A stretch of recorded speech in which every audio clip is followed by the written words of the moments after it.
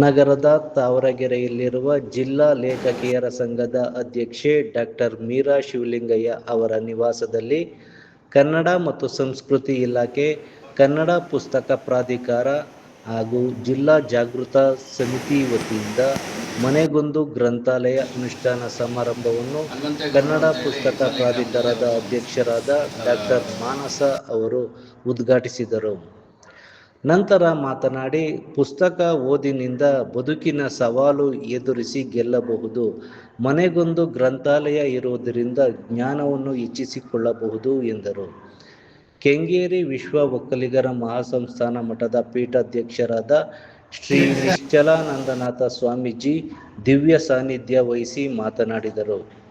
ಕಾರ್ಯಕ್ರಮದಲ್ಲಿ ಲೇಖಕಿಯರ ಸಂಘದ ಜಿಲ್ಲಾಧ್ಯಕ್ಷರಾದ Meera Shivalingaiah, SB education ಟ್ರಸ್ಟ್ನ ಅಧ್ಯಕ್ಷ ಬಿ ಶಿವಲಿಂಗಯ್ಯ, ಸಾಹಿತಿ ತೈಲೂರು ವೆಂಕಟಕೃಷ್ಣ, ಲೇಖಕ ಚಂದ್ರಶೇಖರ್ ದಾಕೋಹಳ್ಳಿ, ಜಿಲ್ಲಾ ಜಾಗೃತ ಸಮಿತಿ ಸಂಚಾಲಕ ಕಾರಸ್ವಾಡಿ ಮಹದೇವು, ಡಾಕ್ಟರ್ ಹೇಮಾ, ಕೆಂಪಮ್ಮ, ಎಂವಿ ಧರಣೇಂದ್ರಯ್ಯ, ಬಸವರಾಜು, ಮಂಜು ಮುತ್ತೇಗೆರೆ ಭಾಗವಹಿಸಿದ್ದರು.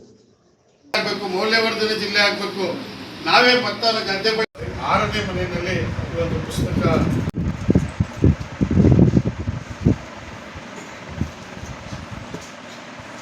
ಯಾಕೆ ಇದನ್ನು ನೀವು ಪುಸ್ತಕ ಓದ್ಕೋಬೇಕು ಅಂತ ಅವತ್ತು ಹೇಳಿದ್ರು, ಇವತ್ತಲ್ಲ. ಈ ಪುಸ್ತಕವನ್ನು ಯಾಕೆ ನೀವು ಆಶ್ರಯಿಸಬೇಕು? ಬಹುಸಂಖ್ಯಾತರು, ಈ ನಾಡಿನ ಬಹುಸಂಖ್ಯಾತರು ಯಾಕೆ ಈ ಪುಸ್ತಕದ ಮೊರೆ ಹೋಗಬೇಕು, ಜ್ಞಾನದ ಮೊರೆ ಹೋಗಬೇಕು ಅಂದರೆ ಅವರು ಒಂದೇ ನೇರವಾಗಿ ಹೇಳ್ತಾರೆ, ನಾವೆಲ್ಲರೂ ಈ ಭೂಮಿಗೆ ಬಂದದ್ದು ಬದುಕುವ ಸಲುವಾಗಿ ಬಂದ ನಾವು ಬದುಕುವುದು ಒಂದು ಕಲೆ. ಆ ಕಲೆಯನ್ನು ಕಲಿಯಲಾರದಕ್ಕಾಗಿ ನಾವು ಬದುಕನ್ನು ಕೆದಕ್ತಾ ಹೋಗ್ತಾ ಇದ್ದೀವಿ. ನಮ್ಮ ಉದ್ದೇಶ ಬದುಕನ್ನು ಬದುಕುವುದೇ ಹೊರತು ಬದುಕನ್ನು ಕೆದಕುವುದಲ್ಲ. ಇದು ನಮ್ಮ ಬದುಕುವುದನ್ನು ಬದುಕಲೇಬೇಕು ಅಂದರೆ, ನೀವು ಕಲಿಯಲೇಬೇಕು ಅಂದರೆ ಅದಕ್ಕೆ ದಾರಿ ಇದೆ. ನಿಮ್ಮ ಶಾಲಾ ಶಿಕ್ಷಣ ನಿಮಗೆ ಬದುಕುವ ಕಲೆಯನ್ನು ಕಲಿಸಲ್ಲ. ತೆಗೆದುಕೊಳ್ಳುವಾಗ 5 ಜನ ಇರ್ತಾರೆ, 5 ಜನರ ಕೈಯಲ್ಲೂ 5 ಮೊಬೈಲ್ ಇರ್ತಾ ಅಲ್ವಾ? ಎಕ್ಸ್ಟ್ರಾ ಮಾಡಿದರೆ, ಅವರು ಬಡವರಾಗಿದ್ದರೆ, ಅವರಲ್ಲಿ ಅರಿವು ಇಲ್ಲದೇ ಇದ್ದರೆ, ಇವತ್ತು ನೋಡಿ ಯಾವುದೇ ದೇವಸ್ಥಾನಕ್ಕೆ ಬನ್ನಿ, ಒಂದು ಗೋಲ್ಕ ಹೊಡೆದು ಅಲ್ಲಿ ಕೋಟಿ ಸಿಗದೆ ಇದ್ರಿಗೆ ಅದು ತುಂಬಿದವರು ಯಾರು ಅಲ್ವಾ? ಆಯಿತು. ಈಗ ನಮಗೆ ಅದೇ ಬದಲು ನಮ್ಮ ಮನೆಯೇ ಒಂದು ಗ್ರಂಥಾಲಯ ಆಗಿದ್ರೆ, ನಮ್ಮ ಮನೆ ಈಗ ನಿಲಯ, ಯಾವತ್ತು ಒಂದು ಲೈಬ್ರರಿ ಪುಸ್ತಕ ಅನ್ನೋದು ಬರುತ್ತೋ ಅದು ಆಲಯ ಆಗಿಬಿಡುತ್ತೆ. ಬರೀ ನಿಲಯ, ನಮ್ಮ ನಿಲಯ ಗ್ರಂಥಾಲಯ ಆಗಿದ್ರೆ ನಮಗೆ ಓದ್ಬೋದಲ್ವಾ?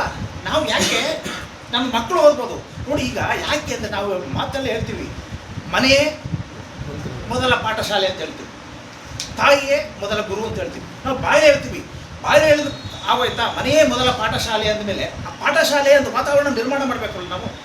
ಯಾವ ಮಗು ಬಾಲ್ಯದಲ್ಲಿ ಏನನ್ನು ಕಲಿಯುತ್ತೋ ಇಡೀ ಬದುಕಿನುದ್ದಕ್ಕೂ ಇರುತ್ತೆ. 7 ವರ್ಷದಲ್ಲಿ ನೀವೇನೇನು ಕಲಿಸ್ತೀರೋ, ಏನೇನು ತೋರಿಸ್ತೀರೋ ಅದೇ ಆ ಮಗುವಿನಲ್ಲಿ ಬಿಡೋದು. ಅದು ಬಿಟ್ಟು ಆಮೇಲೆ ನೀವು ಅವನು ಉದ್ದದ್ದೇ ತಂದು ತುಂಬಿ ಅವನ ತಲೆಗೆ ಹೋಗಲ್ಲ, ಅಷ್ಟು ಕಾಲೇ ಅವನು ಡೈವರ್ಟ್ ಆಗ್ಬಿಟ್ಟಿರ್ತಾರೆ. ಇದು ಉಪಯುಕ್ತವಾಗಿ. ಸೊ ಆ ರೀತಿ ನಮಗೆ ಪುಸ್ತಕಗಳು ಅಷ್ಟೇ, ನಾವು ಏನೋ ಒಂದು ಒಳ್ಳೆಯ ವಿಚಾರವನ್ನು ಅದರಿಂದ ಕಲಿತಿರ್ತೀವಲ್ಲ, ಹಾಗಾಗಿ ಅದ್ರ ಜೊತೆ ಒಂದು ಬಾಂಧವ್ಯ ಇರುತ್ತೆ. ಎಷ್ಟೋ ವರ್ಷಗಳಾದಮೇಲೆ ಅದು ಮರ್ತೇ ಹೋಗ್ಬಿಟ್ಟಿರುತ್ತೆ ನಮಗೆ. ಆಮೇಲೆ ಮತ್ತೆ ಆ ಪುಸ್ತಕ ನೋಡಿದಾಗ ಅದು ಅಷ್ಟೇ ನಮಗೆ ಆಸೆ ಬರುತ್ತೆ ಆ ಪುಸ್ತಕದ ಮೇಲೆ. ಈ ಪುಸ್ತಕನ ಅವಾಗ ಓದಿದ್ದೆ, ಈ ಪುಸ್ತಕನ ಇಂಥವ್ರು ನನಗೆ ಕೊಟ್ಟರು, ಈ ಪುಸ್ತಕನ ಈ ಥರ ಓದಿ ಈ ಥರ ಹೇಳಿದೆ ನಾನು ಅಂತ, ಈ ಥರ ಎಲ್ಲ ಒಂದು ಭಾವನಾತ್ಮಕತೆ ಬರುತ್ತೆ ಆ ಪುಸ್ತಕಗಳ ಜೊತೆ ಇದ್ದಾಗ. ಮನೆಗೊಂದು ಪುಸ್ತಕಾಲಯ, ಸೊ ಊರಿಗೊಂದು ಗ್ರಂಥಾಲಯ ಅಂತ ಆದರೆ ಇನ್ನೂ ಊರಿಗೋಸ್ಕರವಾಗಿ ಭಾಳಷ್ಟು ಜನರಲ್ಲಿ ಆಸಕ್ತಿ ಬರುತ್ತೆ. ಈಗ ನಾನೊಬ್ಬ ನನ್ನ ಗ್ರಂಥಾಲಯ ಮಾಡ್ಕೊಂಡು ನನ್ನ ಮನೆಯಲ್ಲಿ ಇಟ್ಕೊಂಡ್ಬಿಟ್ರೆ ಅದು ನಾನೊಬ್ಬ ಓದೋಕ್ಕೆ ನನ್ನ ಮಕ್ಕಳು ನನ್ನ ಮೊಮ್ಮಕ್ಕಳು ಓದಿದ್ರೆ ಪ್ರಯೋಜನ ಆಗೋದಿಲ್ಲ. ಪ್ರಯೋಜನದ ಜೊತೆಗೆ ಸಾರ್ವಜನಿಕವಾಗೂ ಕೂಡ ಅದು ಭಾಳ ದೊಡ್ಡದಾಗಿ ಬೆಳೀಬೇಕು ಅಂತಂದರೆ ಊರಿಗೊಂದು ಗ್ರಂಥಾಲಯ ಆದರೆ ಭಾಳ ಒಳ್ಳೆಯದು. ಸೊ ಹಾಗಾಗಿ ಒಂದು ತಿಳುವಳಿಕೆ ಜ್ಞಾನ ಭಾಳ ಇವತ್ತಿನ ಪ್ರಪಂಚದಲ್ಲಿ ವೇಗವಾಗಿ ಓಡ್ತಿರುವಂಥ ಈ ಪ್ರಪಂಚದಲ್ಲಿ ತಿಳುವಳಿಕೆ ಜ್ಞಾನ ಭಾಳ ಅವಶ್ಯಕತೆ ಇದೆ. ಅಕ್ಷರಶಃ ಸತ್ಯ. ರಾಮಕೃಷ್ಣ ಪರಮಹಂಸರು ಹೇಳಿದ್ದಾರೆ, ಒಂದು ಕೈನಲ್ಲಿ ಭಗವಂತನ ಪಾದಗಳನ್ನು ಇಟ್ಕೊಳ್ಳಿ, ಇನ್ನೊಂದು ಕೈನಲ್ಲಿ ಸೇವೆಯನ್ನು ಮಾಡ್ತಾ ಇರಿ, ನಿಮಗೆ ಮುಕ್ತಿ ಸಿಗುತ್ತೆ ಅಂತ. ನೀವು ಆ ಕೆಲಸ ಮಾಡ್ತಾ ಇದ್ದೀರಿ. ಒಂದು ಕೈನಲ್ಲಿ ಭಗವಂತನ ಪಾದ ಇಟ್ಕೊಂಡು ನೀವು ರಾಮಜಪ ಮಾಡ್ತಿದ್ರೆ ಒಂದು ಏನೋ ಟರ್ನಿಂಗಲ್ಲಿ ಘಟನೆ ಬೇರೆ ಕಡೆ ಶಿಫ್ಟ್ ಆಯಿತು, ನಿಮಗೆ ಖುಷಿ ಆಯಿತು. ಅದನ್ನು ನೀವು ಇಲ್ಲಿ ಯಾರಾದರೂ ಅದನ್ನ ಮೂಢನಂಬಿಕೆ ಅನ್ಕೊಂಡಿದ್ರೆ ನಾನು ಟೋಟಲಿ ಅಬ್ಜೆಕ್ಟ್ ಮಾಡ್ತೀನಿ. ನಿಮ್ಮ ಕೂಡ ಪ್ರೊಫೆಸರ್, ಯಾಕೆಂದರೆ ನಂಬಿಕೆ ಇದೆಯಲ್ಲ ಅದು ದೇವರು. Mind power.